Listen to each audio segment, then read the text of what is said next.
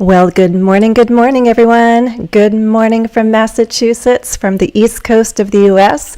I sure hope that you can see me and hear me well. We'll check the tech in a moment, but welcome. I see Stunning Lad 1 and Julia and Espirio Belmontes. Hello to you all. And if you're watching the recording, I'm glad you found time to catch up. I'm going to do a quick check on my laptop to make sure that I can see and hear what you're hearing and seeing, but you can give me a thumbs up if things are good on your end. Also, let me know where you're watching from. Let's take a quick look on my laptop to make sure that we are good to go.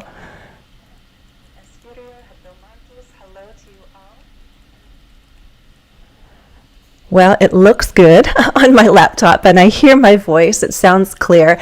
I did do a tech check yesterday for several minutes to make sure that we don't lose audio. I do not know what happened. Last month, we lost audio unexpectedly. Yes, unexpected is the word, but our fingers are crossed that everything will go smoothly today. If you're joining me for the first time, I'm Jennifer. Welcome. And we have I always promise 30 minutes, but I usually give like a full hour. And after this live stream, if you're a member of my channel, there will be follow-up tasks for extra practice. So if you're not a member yet and you see the join button, you can go ahead and click, and that will give you more practice over the weekend. And we are doing a live stream today on a Thursday. Thank you. I know I usually do this on the first Friday, but apologies. Family circumstances are taking me out of state tomorrow, so I need to fly home to my home state of Pennsylvania. And so I had to shift a lot of things around. So thank you for finding time to join me today. Okay, who else has come? I don't know how to say HSSCU, but welcome from Indiana. And Bashir is back from Somalia. Surprise, is surprising me with new questions. The history of the national anthem. Oh, I did post a video about that. I know it's on Instagram for sure. I do not know if I posted it here on YouTube, but I told you about the history and Francis Scott Key, who wrote the American national anthem. And he wrote it, he was inspired by a scene over a fort, and although there was a battle and bombs were bursting, he saw our flag, and the flag had not been destroyed, and that filled him with a sense of hope and pride, and like, our country is still standing. And so it was a patriotic moment for Francis Scott Key, and that's how he came up with the words for our national anthem. Right. Do you know the history of your national anthem in your countries? I'm curious. And do you know, first of all, do you know all the words to your national anthem? And do you by chance know the words to another national anthem? And the reason why I'm asking that, thank you for the interesting question, Surprise, is because I watch hockey, as some of you know, and I've watched so many hockey games, and if it's Americans and Canadians, we have to have both anthems sung. And so I've heard the Canadian anthem so many times that I know it now, and it's really beautiful. I like the words, and so sometimes I sing along with the Canadians too. It's a beautiful anthem. Okay, Julia Manuel is here from his travels. Good to have you, Manuel. Ithel, George, and Rhonda from Sudan. Hello, I'm happy to have you guys. And from Afghanistan, Abdul Hadi Afan is here. I do not sing very well, but I enjoy singing. Surprise. Okay, all right, let's launch in so that we have a full lesson on what I promised. My channel members voted to write and then read a story. So we're going to start first with a story that I've drafted at a low level, and then we'll elevate it together. And then as time allows, we'll draft a new story, probably shorter, and together we'll elevate it. If you're watching me, you know a good amount of English because you're listening to me and following me, which tells me you guys are not beginners. You're not basic. Most of you are intermediate, if not advanced and beyond. So your goal, as I understand, is to keep elevating your English, to become more accurate, more natural, and continually expand your knowledge and strengthen your mastery of English, right? We're all after this. Even me as a native speaker, I try to master my language more more and more. I'm always discovering new words, or, I also make mistakes. I'm like, ooh, I need to make that phrase better, or tighten up my grammar here. So we're all trying to be better communicators whether we're writing or speaking. Today we'll more so be writing, and then we'll use our text for pronunciation practice, okay? So we're all after the same goal of bettering our communication, right? Strengthening our mastery of English. Saadia is here from Australia, and Kumari from India. Hello, hello. What are you telling me, Manuel? An article in Greece. Schools have closed because there are no children. Oh, that's a sad piece of news, Manuel. Yeah. There's all kinds of topics you guys can write about, factual or fiction, when you come up with your own stories. If there's something that moves you, you can write about that. Always when you practice writing, write about what is of interest to you. You have to write about things that have meaning, and then your practice will be more purposeful, right? More intentional. And something you could do in that situation, Manuel, is not just write about the problem, but write about the solution, or visualize what a possible solution could look like for Greece. Sultan is here. Good to have you here from Saudi Arabia. Nice to see you. Who is the king? I don't know what you're talking about, Manuel. Bashir. Yes, lessons in practice. Lessons in practice. We will explore different words, like words for quiet. Maybe some of you can already suggest in the chat some synonyms for the word quiet. That's one of the things we're after today is, don't hesitate to speak or to write, because you're not aiming for perfection, especially when you just start. Just start, right? Use the words and grammar that you have, and especially in writing, you will have time to go back and change it. We call that revision. You can revise your writing and improve it. As time allows, you can do multiple revisions. And when you're speaking, just go for it. Use the words and grammar that you have. And with more and more practice, you will then be able to recall some of the grammar and vocabulary that you've been practicing. We all have more passive vocabulary than active. There's a lot more that you understand than you can actively use, correct? Oh, I see these ads going on my laptop. I apologize if you're dealing with them too. But that's what we need to do on YouTube, right? We need to rely on the ads. But what I'm saying, guys, is, practice. And if it's speaking, use the words and grammar that you have, and in time, especially if you're doing all skills and you're taking time to listen and to read and to write, that will be something that you can use. You can transfer knowledge from the practice that you do in writing and listening into your conversation, right? I think it just makes sense. Okay. All right. Hamzi, I'm glad that you're here. I'll work my little magic now, and we're going to switch.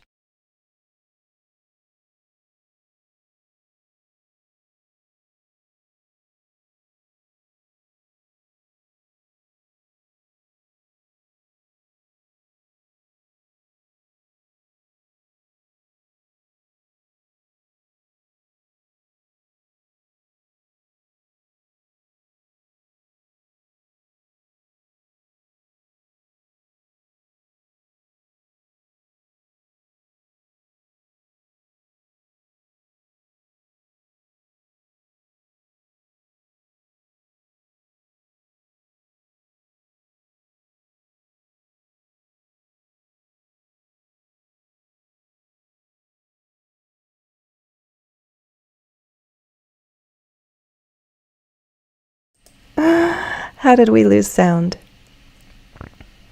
One moment.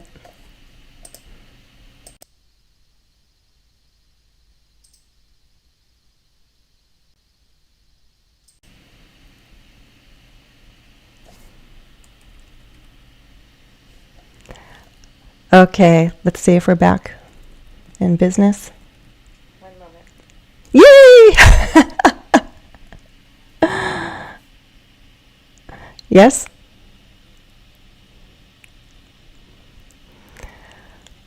Lordy.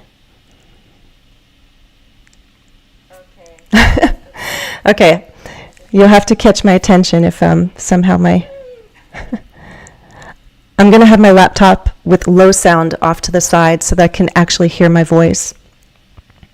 And if I stop hearing myself, we'll find out. Okay.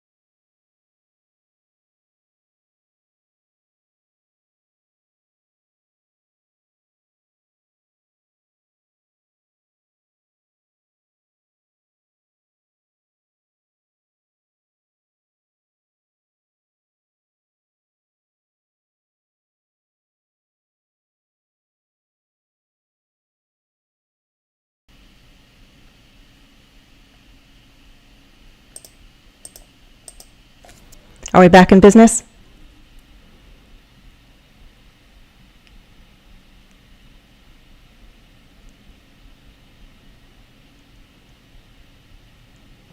I hope so. I apologize. If I have to switch to my headset, I will do the next time, but they're not as good as this microphone. Back in business? Yeah. Apologies. I don't know where it stopped, and perhaps you've read on, but let's pick up here again. Okay? Thank you for your patience. My grandparents took my brothers and me to Ocean City, Maryland for a summer vacation. We were staying in a nice condo with a beach view. One late afternoon, we heard yelling in the hallway. When we opened the door, we learned that our neighbors had started a fire. They broke an important rule: never put sandy clothes or towels in the dryer. Well, they did. They told us to get out of the building. I was around 10 or so, and I asked, should we pull the fire alarm? One neighbor said, yes. Oh, how exciting. I had an important job. I ran to the nearest alarm, tried to pull it, but it wouldn't move. Oh no. Workers had painted over it and it was stuck. At some point, someone called the fire department because a fire truck soon came. Thankfully, the fire was small. And guess what? My grandmother was calm the whole time. She never left our condo. She took her dinner onto the balcony and ate there. She was confident that it was a small fire and wasn't worried. I know people want relaxing vacations at the beach, but as a kid, I enjoyed having some excitement. True story.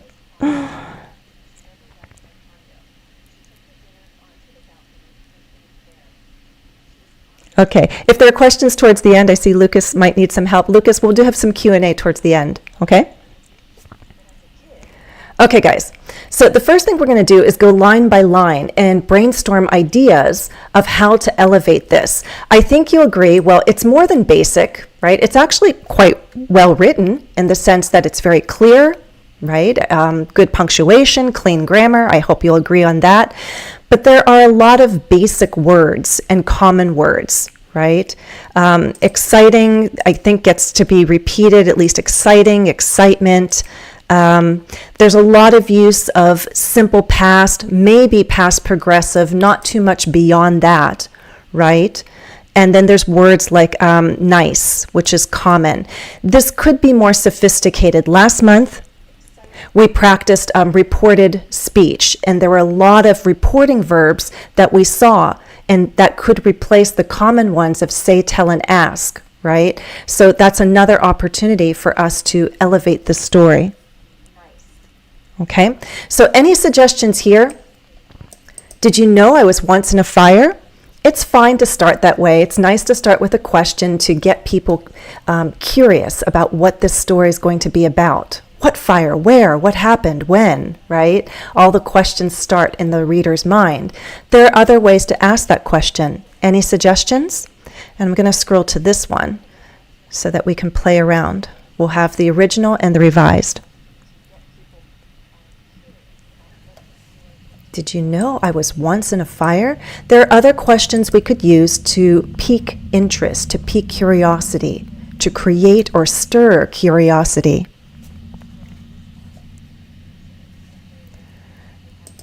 And also exciting. Perhaps some of you can suggest a synonym for exciting. And if some of you are thinking, I'm not great at coming up with other words, yes, you could turn to ChatGPT for something like this. And that would be important to say, don't just rewrite the sentence for me, but can you suggest 3 or 4 synonyms, 3 or more words that are similar to exciting? And that can give you a few choices. Exhilarating, exhilarating. But how about in the sense, not like it gave you joy, but like, woo, right? Like you're anticipating adventure. Although I like that word, Julia. Here you could say, did you know I was once in a fire? Did you know? Did you happen to know? Would you be surprised if I told you? Right? The would you is a little bit more advanced. Mind-blowing. Mind-blowing is surprising. Information might be mind-blowing. A discovery might be mind-blowing. I love that you're coming up with alternatives for us to consider, though, Julia. Thank you.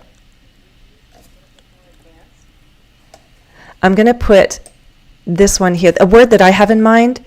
Which word do you think I have in mind? And here, you may be surprised. What do you think I have in mind?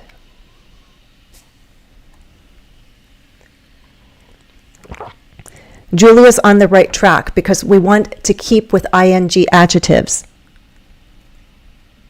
You may be surprised. Oh, did you hear about my fire drama? Did you hear about my fire drama? Would you like to hear about my fire drama? Or I got a good fire story for you. Something like that, yes. Flabbergasted. Oh, Godsmack. I'm just thinking of thrilling.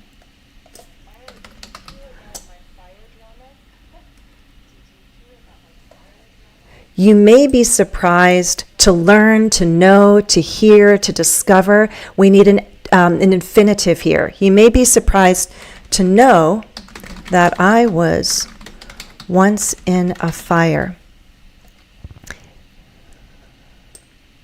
It was more thrilling than scary because no one got hurt. Scary. It's okay. We can elevate that one too. Perhaps another ing word. Enchanting is more like delightful. I wouldn't say a fire's delightful unless it's a campfire or a fireplace, right? It would be enchanting perhaps. But it was a true fire with potential danger. Thankfully, no one got hurt. Yes, to hear. You may be surprised to hear, to know, to discover, to learn that I was once in a fire. And this automatically becomes a little more sophisticated because we're also using a modal verb and it's passive. You may be surprised to know that I was once in a fire. It was more thrilling than what? Ooh, petrifying. Petrifying, terrifying. I like all of those words. Something fying. Horrifying, terrifying, petrifying.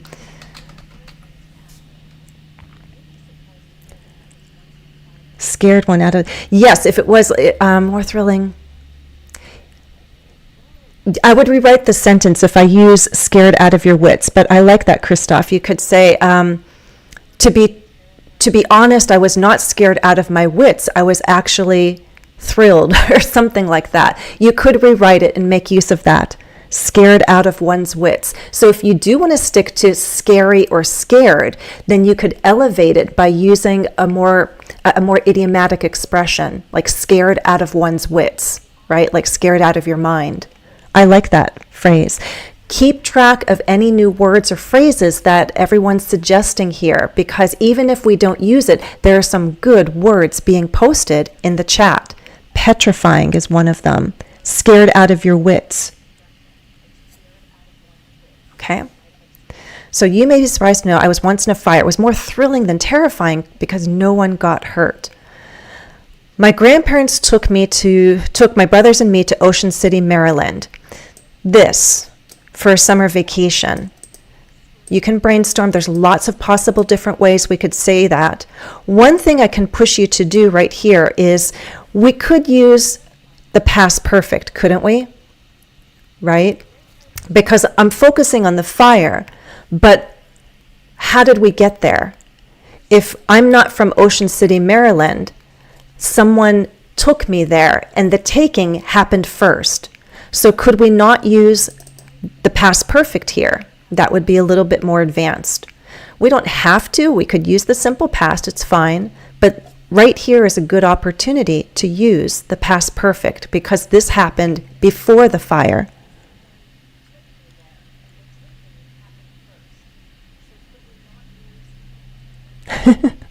Thank you, Manuel. Had taken, thank you. My grandparents had taken my brothers and me to Ocean City for a summer vacation. We can come back. Again, revision, just go on and you revise a few times. So the first time you go through, you might make one set of changes. You walk away, come back with a fresh mind, and make another set of changes. We'll only have time to do one revision, but I just want to take you through the process. So we're starting to change the grammar where we can. This, I definitely want to change. Right? Nice, good, great, very common words. It doesn't mean you can't use them, but when you have an opportunity to elevate them, when you're writing especially, you should. Because why not? You know you have more words than just nice. What do you mean by nice? Where we stayed. Ah, I love that grammar. Love that. Where we stayed in a nice condo. Ocean. Aha. Now, technically, where modifies the place, and I just separated it for a vacation. So you might consider, it's not bad, but keep in mind the grammar. If you have an adjective or relative clause, you ideally want to put it as close as possible to what it refers back to. This refers back to Maryland, doesn't it? Not really the vacation. Would you agree? This is more the purpose. So if I take this out here, I have to play around with where else I could put the vacation idea. Had taken my brothers and me. Manner, place, time. We could do it first, right? When you have more than one prepositional phrase, the usual order is manner, place, time. This is the place, so I could put the manner here for a vacation in, maybe. Okay, my grandparents had taken my brothers and me for a vacation in Ocean City, Maryland, where we stayed in a nice condo. That works. That works. Okay, look, we just got more advanced with a relative clause. I still want to replace nice. Comfortable, pleasant, well-furnished, spacious, love it. Yes, you guys don't know it, and I'm picturing it in my mind. It wasn't posh, it wasn't wealthy, it wasn't some 5-star condo. It wasn't modern or anything, but it was nice in the sense of it had a good view, it was clean, and yes, it actually was spacious. I love all the words that you guys are suggesting. Well furnished. It had good furniture. I wouldn't say like it was perfect in any way, but it could have been. I love that you're thinking, be specific, and that's advice to all of us. If we use nice, what exactly was nice? The space was nice, the amount of space, spacious. Okay, where we stayed in a spacious condo with a beach view. One late afternoon, we heard yelling in the hallway. This is not necessarily a reporting verb, but it is a common verb. It's taken from the verb to yell, yelling. What did we hear? When you hear noise and yelling and all of that together, is there another way to say that? Marvelous. Marvelous. Oh, I like that adjective here. It was a marvelous beach view, Julia. I like the, why am I spelling? It's the British. Okay. Nice. A spacious condo with a marvelous beach view. You could also say with a marvelous view of the beach, but then we might have too many prepositions. So let's just keep beach view. Does anyone know a word like this? Raised voices. That's good. That's good. There's a word that generally means like noise, voices, and it's not, and it suggests not quite chaos, but there's something wrong. High pitch would be like a shriek, high pitch yelling, perhaps. Raised voices, but raised voices might suggest an argument, right? This was more like in fear, in alarm. Vociferating. Where did you get that one? How about this one? I was thinking commotion. One late afternoon, we heard commotion. Oh, now see, look, I'm even thinking to myself, what's the grammar? Commotion. Do you hear commotion or a commotion? Oh, we have to go here. Let's check it out. There's a couple different dictionaries I like. This is Britannica.com. Ah, look, so it's both. That's why I was, which one is it? Okay, so you can see commotion, non-count, but a sudden commotion, if you want to do an adjective, it can be singular. And it's noisy excitement and confusion. So it could be both. So let me think, what do I mean? We could do sudden commotion. Would you like to? We can steal that phrase. Steal, borrow, get inspired by. So when you have doubts, like I just did, I knew the word commotion, but even I'm thinking, do I need an article? Is it countable? Is it not? Look in the dictionary and use the learner's dictionaries because they'll have suggested examples like phrases, collocations, words and other words that combine with that target word. And you might like some of those suggestions like I did. I like this one. A sudden commotion. Disturbing. Nuisance is like bothersome. It didn't bother us yet. If it had continued for a long time without explanation, it would have become a nuisance. Yes. It was disturbing when we first heard it. Okay. Yes, keep working together. We're doing awesome, don't you think? Thumbs up for us. All right, heard a sudden commotion in the hallway. When we opened the door, we learned that our neighbors had started a fire. It's fine. We definitely could elevate it somehow. Let's try one way. Can you turn this into a phrase? This is currently an adverb clause. Let me make it bigger for you. Adverb clause of time. Can you reduce it to a phrase using a present participle? Focus on the verb, make it a present participle with ing. And what does it look like? Ooh, quite a commotion. I like that too, stunning lad. So I had a sudden commotion, which is perfectly fine. Quite a commotion would also fit in nicely. Deafening. We can hold on, Julia, if I forget, hold on to that word, because later when the fire truck comes, maybe we could use that for some drama, like the siren could be deafening. Although I don't remember, but we can use some artistic license here and add some drama to the story if we want. Accidentally set, oh, I like that. Accidentally set their room on fire. That's a nice phrase to hold on to. Okay, but I'm coming back to here with the grammar. When you want to reduce an adverb clause, first thing, you must check that the subjects are the same. If they are, you can reduce it. So we take the subject out, we take the adverb out, and we change this to a participle. Is it active or passive? Active, and so it becomes ing.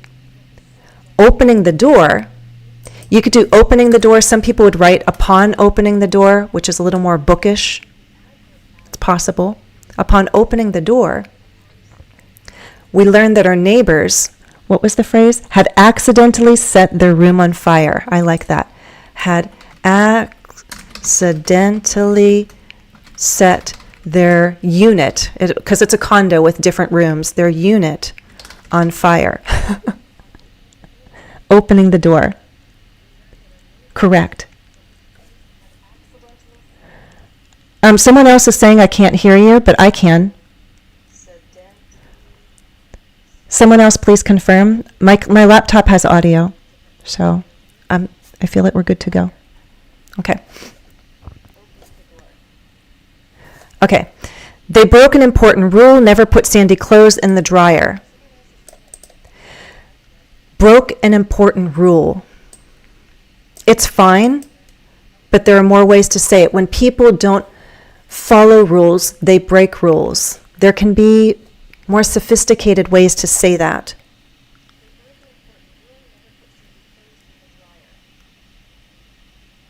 Again, AI would help. And do you know, these days, Google helps. Google automatically does AI for you. So watch this. This is another way to do it. What's another way to say break a rule? And look for suggestions. What's AI going to say? Oh, look down here too, thesaurus. Flout, flout, disregard, ignore. Down here, thesaurus is giving us alternatives for break rules. Defy, ignore, violate. Violate. Could also go back and say to say not follow a rule. Disobey, defy, go against, transgress. Lots of interesting opportunities for choices. Disregarded. Okay. Ayalev, I know you say no sound, but I have sound. Stunning Lad 1 confirmed. Sound is on. Okay, thank you. Okay, look, you could do this. Let me show you a couple possibilities from our discoveries here. Disregarded, an important rule. Ignored. How about failed to heed, an important rule? Heed is a little more formal. Failed to heed. Heed is listening, obeying.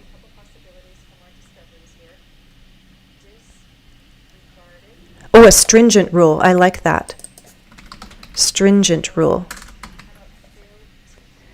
Never put sandy clothes or towels in the dryer.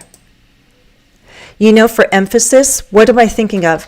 Under any who knows that phrase? Never do this under, like there's no situation that would call for you to do this. Just never do it. Oh, turn their deaf ears. Do you see how many ways there are to say that someone is not following rules? They failed to follow the rules. They broke the rules. They disregarded the rules. They failed to heed the rules. They ignored the rules. Under any, yes, Julia.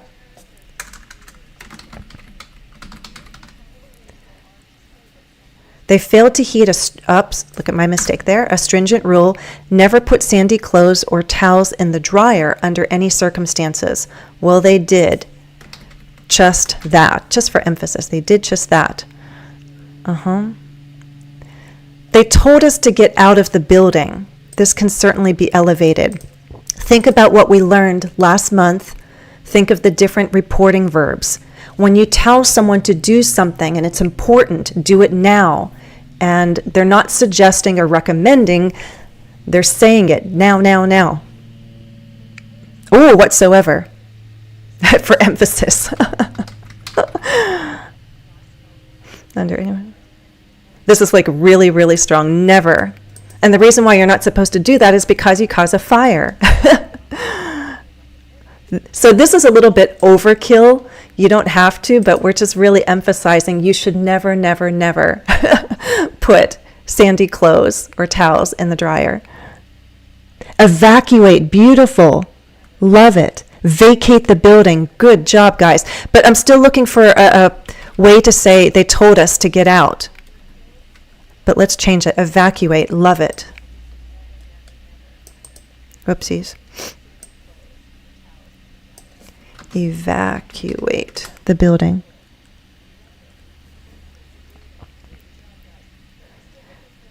And would they tell us like, oh, get out of the building? Or they get out of the building. Think about it, right? And that should guide your choice of reporting verbs.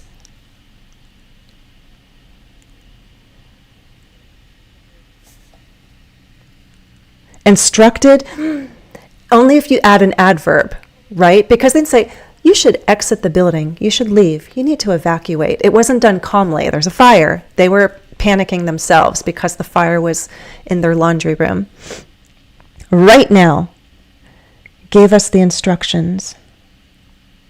But how did they give you the instructions? You could say instructed us. That's an improvement. They instructed us to evacuate the building immediately. But instructions come from people who are calm enough to provide them. This was not a calm statement. Like, leave, leave. Ordered is stronger. But ordered comes from authority, right? I would focus on the manner in which it was said in a loud voice.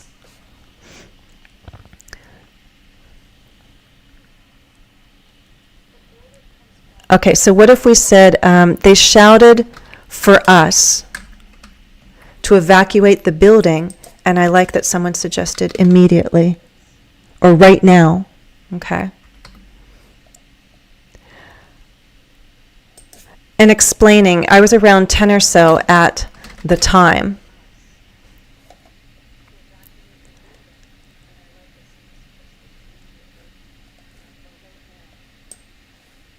I might join these together, and I need another reporting verb. If you want to keep asked, you can, but I would definitely jazz it up with some kind of adverb. Again, I wasn't like, oh, should we pull the fire alarm? It wasn't a nice and curious question from a kid. I was like, should I pull it? Should I pull it? Shouldn't we pull it? Vehemently insisted. Oh, that's interesting. Vehemently. And vehemently, that suggests anger, though, doesn't it? And if you're like, I'm not sure, let's look it up, right? Like that's a tough one to spell, vehement. Thank you for telling me.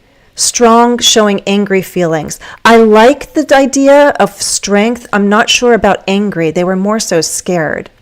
So I'd hesitate to use vehemently, but it's a nice word to know. Insisted. In a panic, they insisted. Ooh, how about that? In a panic, they shouted for us to evacuate. You could also say insisted. Now, okay, I like shouted, but let me show you the grammar for this one. In a panic, they insisted that. Who knows the grammar here? Insist that, suggest that, order that. This requires the subjunctive. When you have a verb that is imposing your will on another person, you want them to do something, there's a certain pattern that we use. That we exit, yes. Commanded us, could also work, Lila, yeah. Commanded. Again, order and command comes usually from people in authority. I still like shouted because it captures the volume, but I want to show you what happens with the grammar if we use a word like insist. They insisted that we evacuate. Stunning Lad 1 had the right grammar, that we exit. So it's subject and base verb. Insisted that we do something. Insisted that we evacuate the building immediately. I was around 10 or so at the time, and I Excitedly asked, worriedly asked. Yes, Julia. I think in British grammar, it's more common to use the should with that structure. Americans don't use should, but it's not wrong. Worriedly asked, right? Or I asked out of great concern, or something like that. You can keep a common reporting verb, but then you might add an adverb or adverb phrase to give it more description. How did you ask? Not politely, right? Not kindly, not sweetly, worriedly. Insisted on our leaving. Insisted on us evacuating. Again, not just calm leaving and exiting, but had to evacuate because it was a dangerous situation. Okay, how exciting. Up, common word again. Again, how we changed here, thrilling. How exciting, we can change that one. Exciting, important. I'm going to wait for you guys to suggest some ideas. These words are good, but they're common. They can be replaced. Ran can be replaced. Pull could be replaced, or we could put an adverb phrase. How did I pull? Right? It was not done gently.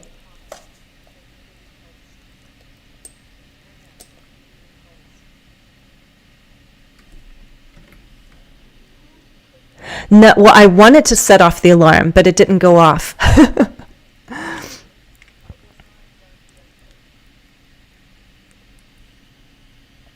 Amazing. Critical. Ooh, how amazing. Okay, I think it's a little better. Or how amazingly exciting. That's a little bit wordy, but how amazing. How exciting. I would like to use thrilling again, but I don't want to use thrilling again. How amazing and thrilling, exciting. So we go to the thesaurus. Let's see.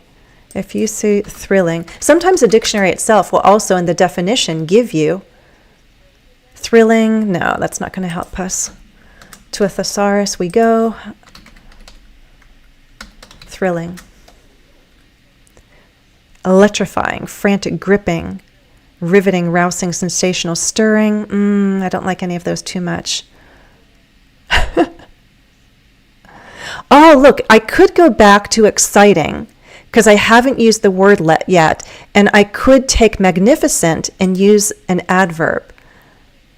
So I haven't used exciting yet. So how amazingly exciting or magnificently exciting. Look at that. I had, what did you guys suggest? Paramount, critical, crucial, pivotal. I had a crucial job. I had a crucial job. And you don't just do a job, you can perform, execute, carry out. I had a crucial job to what? What do you like? To carry out, to execute. Oh, what an adventure. Oh, I like that. What an adventure. Or we could keep adventure down here. I like that. I like adventure down there. Insisted, imperatively insisted. You guys are getting the idea that you can use reporting verbs, try to elevate them. If you want, consider some adverbs to further clarify the manner in which something was said or asked.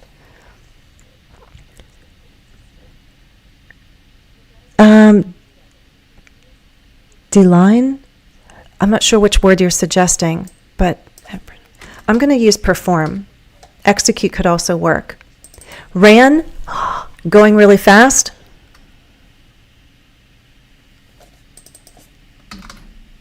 How about rushed? And tried to pull it. Does anyone know?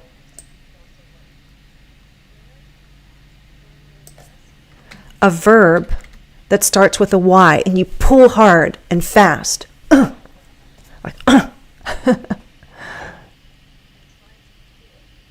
Yank, you got it, yes. Yanked means to pull with a lot of force, right? I yanked it. And you could say yanked it with all my might, for example, but it wouldn't move. Wouldn't move, wouldn't, who knows this word? Not even an inch. It wouldn't move, not even an inch. Who knows that verb? Give you another letter there.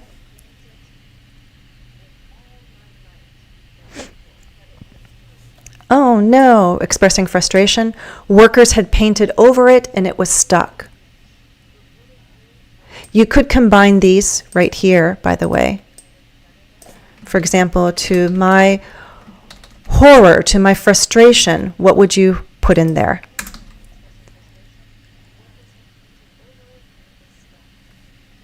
At some point, someone called the fire department. I think we could use a perfect modal there. May have called, must have called, should have called, could have called. What do you think fits there? And this one needs to change too.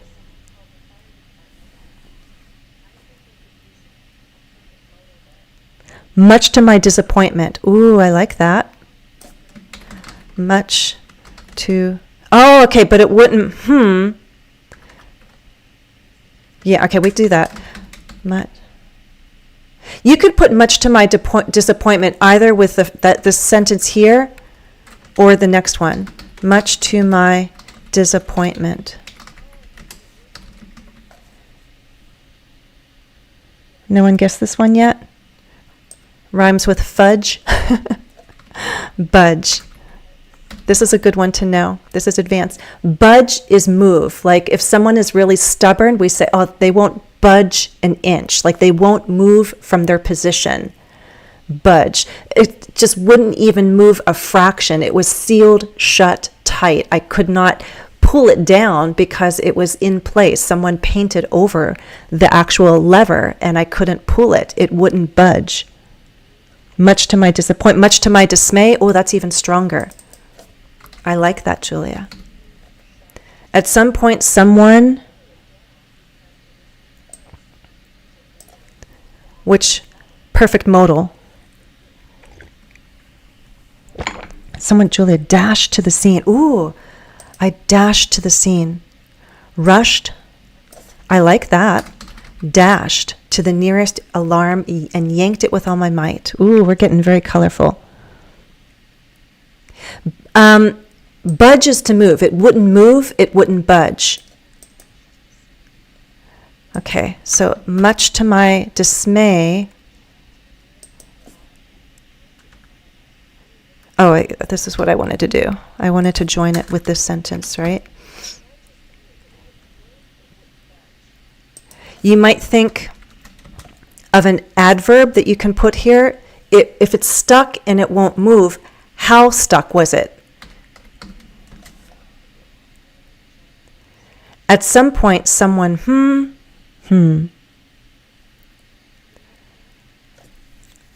We'll see if we have time to write that extra short story, but we're doing great with this one. I love the ideas that you guys are coming up with. And obviously, in this kind of group task, it's taking a while to consider different ideas. It would be faster, if you're working on your own. But hopefully through this process, you see what is involved in a revision. You're considering different options. You put them in place and you say, oh, actually, I know something better, and you change that. Or ideas come to you and you can jump ahead. Like someone said, adventure. I like that word, but I'm going to put it at the end, and I come back to where my focus really is right now. Deadly stuck? Stuck. Well, maybe stuck dead in place, possibly. But I'm just thinking firmly stuck. At some point, someone, should I say should have called, must have called, would have called? Because I didn't call. I don't know who called, but obviously that is probably the case. I'm quite certain.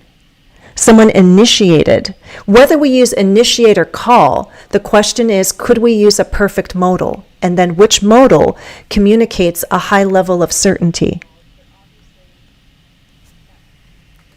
How about must? Get it? I don't know who did it, but obviously someone did. So someone must have called the fire department because a fire truck soon, another word for came.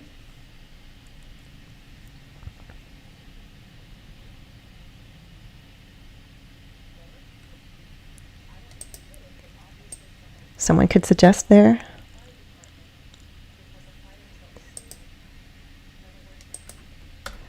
This is definitely going to change.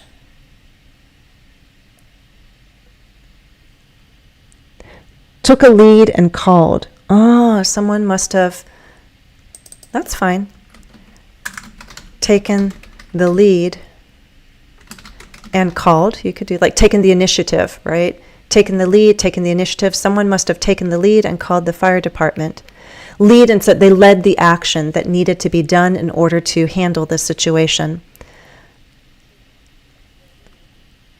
Turned up, yeah, it could work because it just appeared, right? I was just thinking of arrived on the scene. This is very typical language in any kind of emergency situation, like police have arrived on the scene, first responders have arrived on the scene. It gives a sense of importance. At? Well, they're saying arrived on or at. Isn't that funny? I say both are possible. And we'll take another look. Arrived. They're challenging me. I'm like, I don't think so. Oops, sorry, arrive. You can do both. I've heard both. Still telling me. Arrive at or on. At might be more common. Arrive at or on the scene. I say it's on. I disagree. Yes, okay, there's one. Arrive on the scene. Arrive on the scene. Okay, thank you for confirmation. So suggestions are nice. You don't always have to accept them. Soon in attendance. Soon. Attendance more for people, like the fire truck, and the fire truck appeared, but I'd say like the firefighters maybe were present. To the destination. Destination is a good word as well, Julia. I'm going to keep this one because, as I said, it's very much associated with emergencies. Okay? What do we call it when a fire grows and moves to different places? Ooh, I like that. The firefighters tackled the blaze. On the scene. And firefighters, I like that, tackled the blaze. The blaze is the fire. Okay. Oh, remember Julia, didn't you say deafening? A fire truck with a deafening siren. We're taking some liberties here because I don't recall the siren, but I guess there must have been one, right? But we're adding some details to make it more exciting and dramatic. Okay, because because a fire truck with a deafening siren soon arrived on the scene and firefighters tackled the blaze. Okay. Put the fire out. That's a good one. Yes. You're correct. You put a fire out. That's the phrasal verb. Tackled. Why am I saying talked? Tackled the blaze. This is a little bit more sophisticated, right? It's like get out of the building. We chose evacuate. A little more formal and sophisticated. Yes, the fire didn't spread. That's what I was looking for. Thankfully, fortunately, the fire didn't spread. And guess what? My grandmother was calm.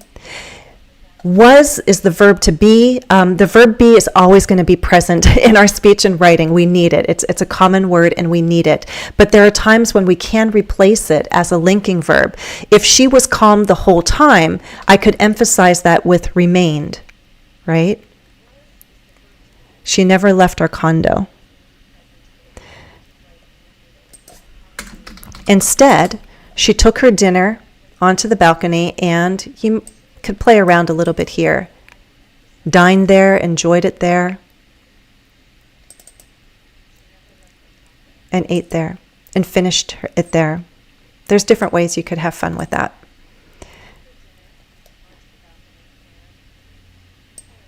You could make this look, I have a lot of short sentences. I could make a longer one.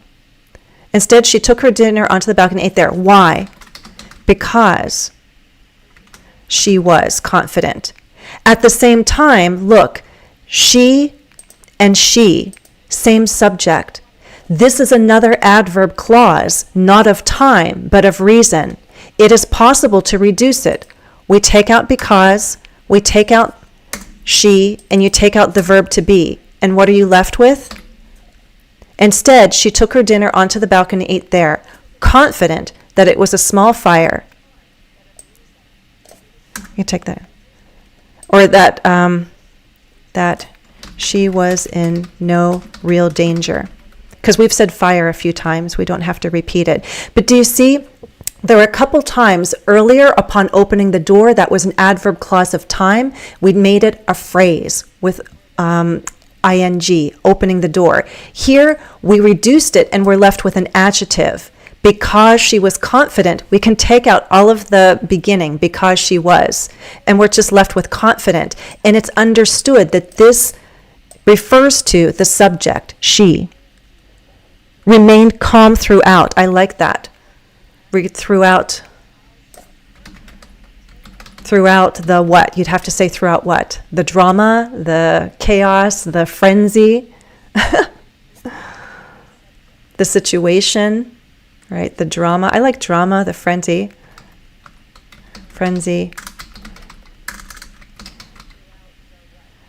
Remain calm throughout the frenzy beyond our door.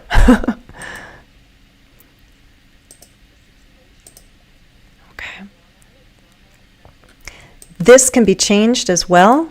I'll wait for some suggestions. The fire wasn't life-threatening.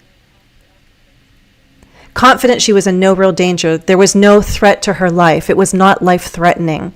We could play around with that wording too, Julia. I'm glad you suggested that. Tranquil. She remained... People can be tranquil, but usually it's a scene. A place remains tranquil. Maybe she found tranquility on the balcony, but her mood was calm. I'm glad you know that word. The wise old lady, wise. Wisely. I don't know. Some people would not agree that it was wise to remain when there's a fire right next door, but she remained there. If you want to give her credit, we can. Thank you for giving her credit. You could say my wise grandmother, or you could say my grandmother wisely remained. It's your choice. I might actually say surprisingly, because some people would say it should have been the opposite. She should have left just to be safe. But it's your choice. I do think my grandmother's wise. In that situation, I was surprised that she didn't want to exit the building. Oh, she is repeating. My wise grandmother... She never left our condo. Oh, okay. Look what we could do here. Okay. Confident that she was in no real danger. She never left our condo and took her dinner and ate there. She is repeating, but... Confident there was no real danger. So how about that, stunning lad one? We took out a she. Confident there was no real danger, she never left her condo. And instead, she took her dinner onto the balcony and ate there.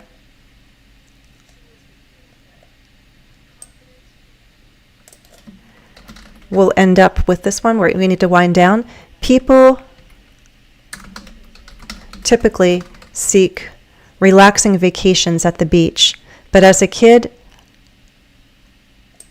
I took great delight.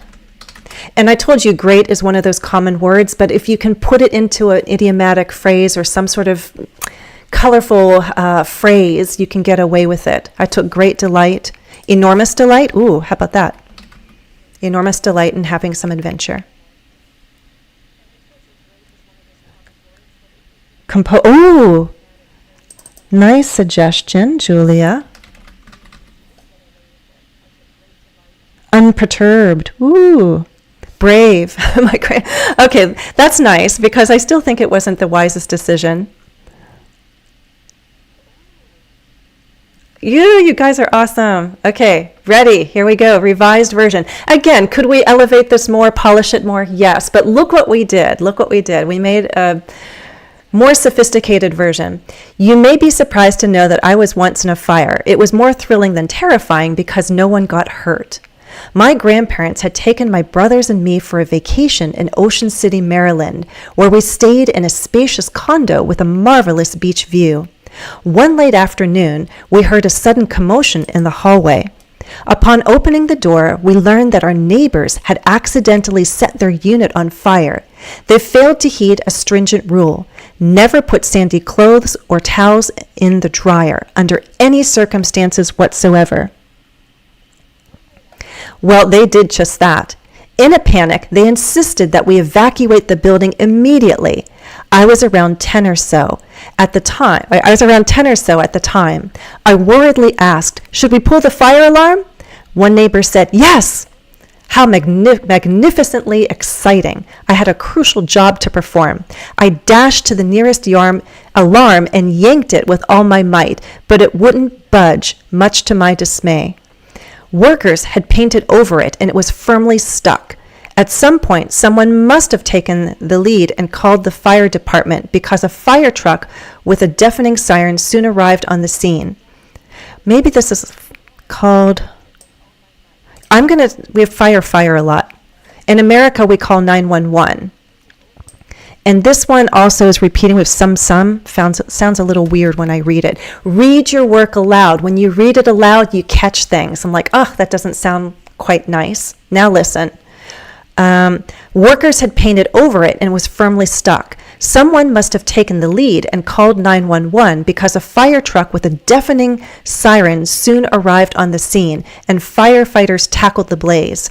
Thankfully, the fire didn't spread. And guess what? My brave grandmother remained composed throughout the frenzy beyond our door.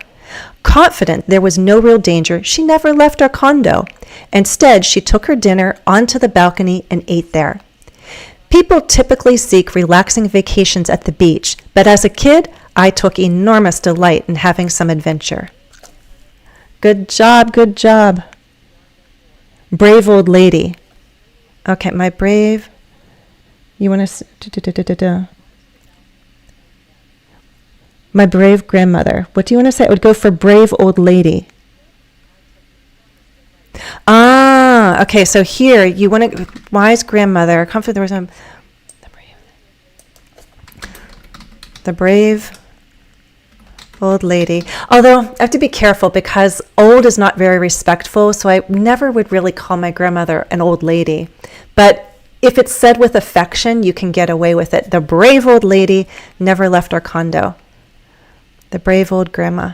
How about this? This sounds more affectionate, even more so. My brave grandma. Now I have grandma. Does that work? My brave grandma never left our condo. Instead, she took her dinner. Okay, we have to stop at some point. There's a point where you say, okay, enough for now, I'll come back to it later. So this is the process of revising, and you can compare, scrolling back to what we did before.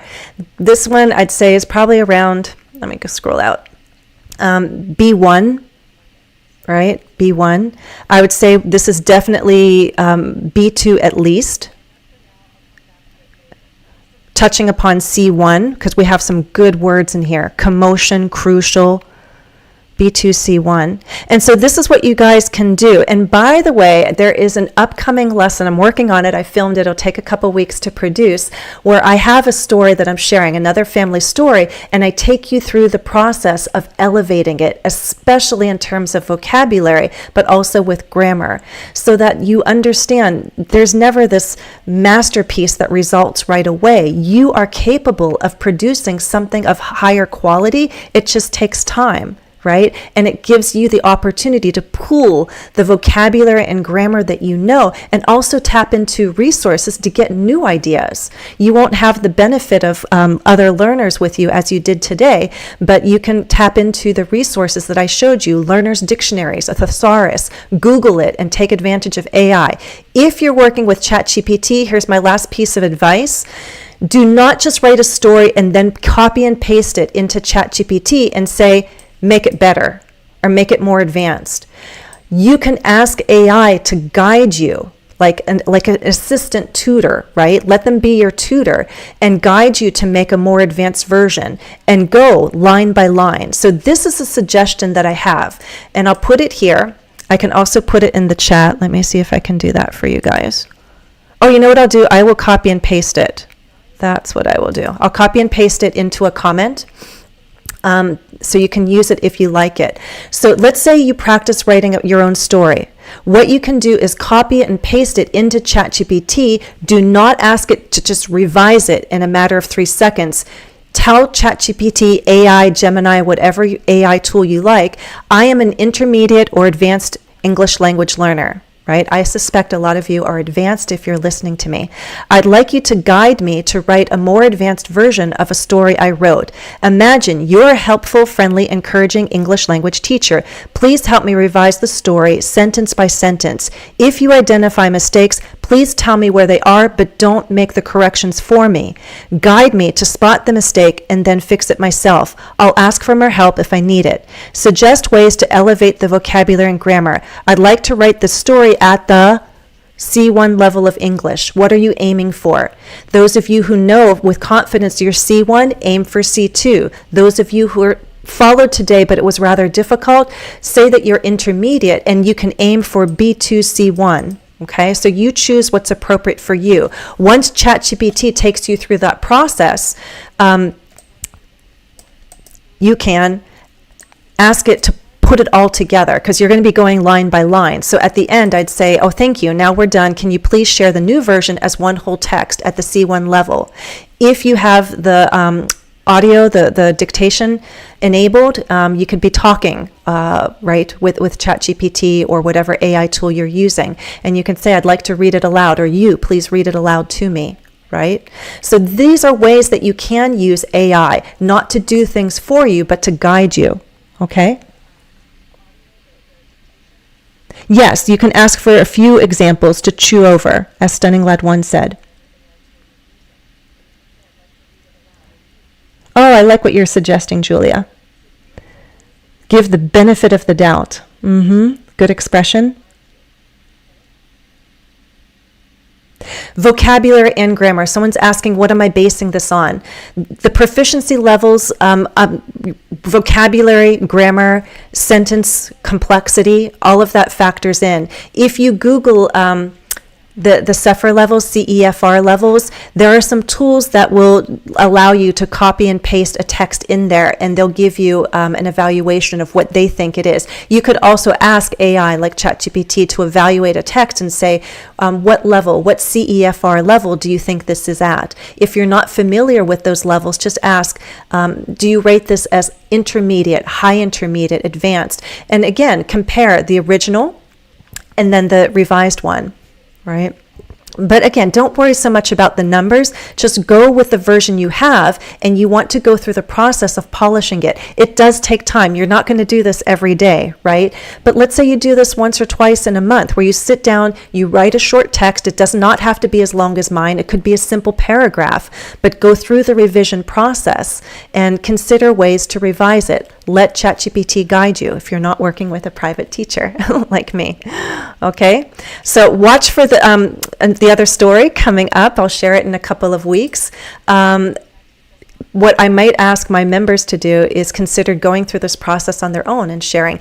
Any of you who'd like to go through the process of writing a story, revising it, and then sharing it in the comments, please feel free to do so. Okay? Lots of things to think about. Right? Unique, short, hi there.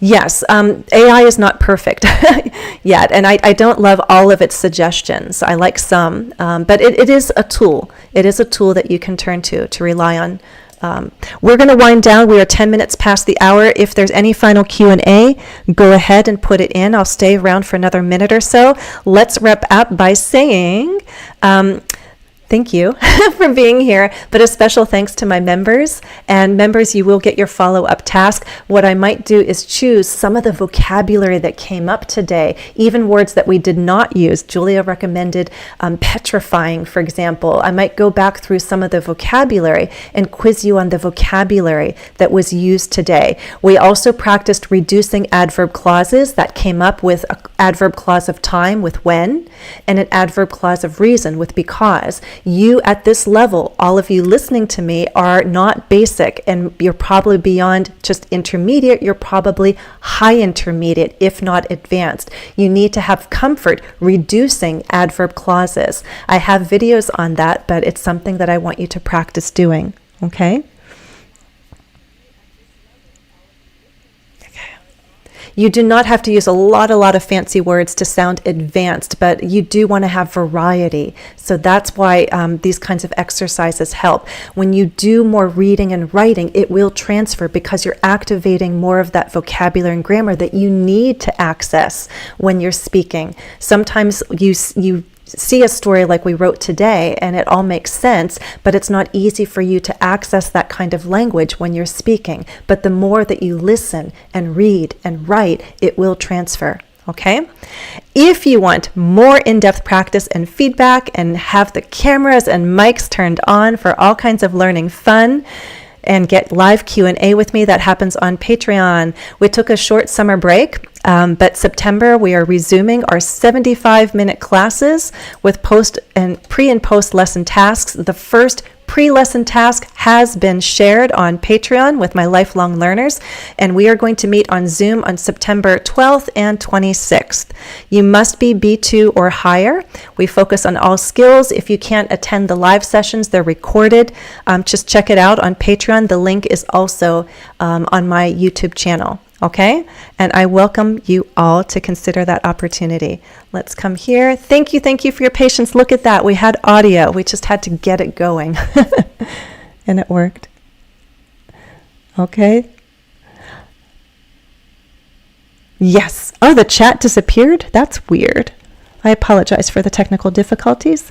Thank you, my die-hard learners who stayed around forever and ever to the very end. I don't see any other questions being posed. And for some of you who are feeling like, oh, that was a little hard today, Jennifer, what you're asking, this is advanced. This is more advanced, okay? If you are feeling like, I'd like to do more of this, you're ready for Patreon because we do challenging tasks, okay? The pace is fast, but I offer as much support as I can to my lifelong learners. And those of you who are not quite ready, keep up the practice. Keep up the practice. Focus on all skills. Make time to listen. Please check out the most recent audio lessons that I've shared. They're like 10-minute lessons where you need to listen to gain the vocabulary, to understand my observations on different parts of American culture. The full transcript is on Patreon, and you can be a free member and download it there. There are also some additional practice questions I put there on Patreon for free members too. But I really encourage you to take the time to expose yourself to English, right? Good models of English, so that you build the vocabulary and grammar that you need for communication, all right? Thank you so much. Surprise, surprise, you asked the funny words, funny questions. Go ahead and look at my video from a few years back on how not to swear, and you'll find out how I avoid saying curse words because I usually don't use them. Okay? All right, you all did awesome. Put your hand up back there and give yourself a pat on the back because you all participated so actively and wonderfully, and I thank you for being with me today. I will see you again in October. Take care, everyone. Bye.